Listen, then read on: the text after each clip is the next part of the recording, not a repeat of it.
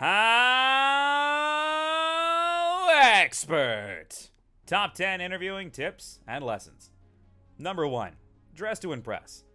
Yes, dress for the job that you are interviewing for, but also hygiene, and more hygiene.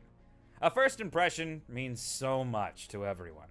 Clean under your nails, put on your favorite cologne or perfume, and pull out that outfit you keep for special occasions. It has been proven many times that the first impression is a lasting impression. A clean look is always a wonderful way to impress the person in front of you. Number 2, practice makes perfect. Although we feel silly when talking to ourselves in the mirror, this could help you greatly when it comes to getting the job that you want. Practice basic interviewing questions. Look online to see what you may be asked.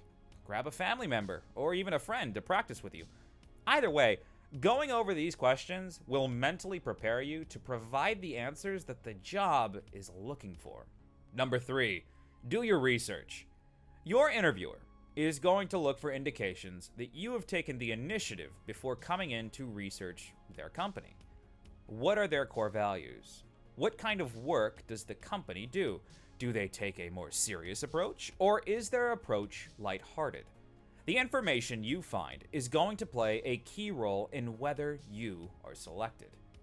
It can also set the tone of the interview. The company may be more of a family-oriented atmosphere or even business professional. From there, you will be able to gauge how to proceed in the interviewing process. Number 4, the early bird catches the worm. Do not come to the interview on time. Instead, come early. Punctuality is necessary. Just as an employer would want you to be on time for work, they most definitely want you to be on time for an interview. This shows the interviewer that you have the capability of exceeding their standards for their employees. You look reliable, trustworthy, and exactly what they are looking for. Number 5, body language. When the person across from you is talking to you, don't be afraid to make eye contact. This allows the person to know that you are engaged in what they have to say. If your eyes are moving around, it seems as though you are not paying attention. Make sure you are alert, listening, and occasionally holding eye contact to let them know that you are interested. Lean forward. This is where we begin to tap into a bit of basic human psychology and body language. Lean forward, and it will give an indication that you are paying attention. The human brain automatically perceives that simple movement as a positive. You are listening. You are present. This aids in easing your interviewer's mind that you are in the here and now. Number 6, could you repeat that question? Are your nerves trying to break your focus? You only heard half of what was asked. No problem, and don't worry. Ask them to repeat the question. An interviewer would much rather you ask them to repeat the question than you making up a wild answer to a question that you did not hear correctly. Just because you heard key words or phrases does not mean that you comprehended the way that they were used. If your interviewer says a word that you do not know, then ask that person to elaborate.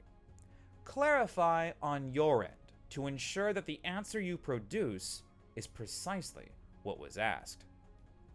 Number 7, turning the negatives into positives. When interviewing, you want to keep the conversation as light as possible. Use exciting, upbeat words that keeps the interviewer engaged in what you have to say. Using too many negatives can quickly make them lose interest. So if you must explain a difficult situation, try your best not to show any indications of previous issues. Follow up with a positive. For example, yes, sir. I unfortunately left my last company due to understaffing issues, sir. I did my best to show up every day, and I put my best foot forward, regardless of minimal help, sir. I was determined to complete my work.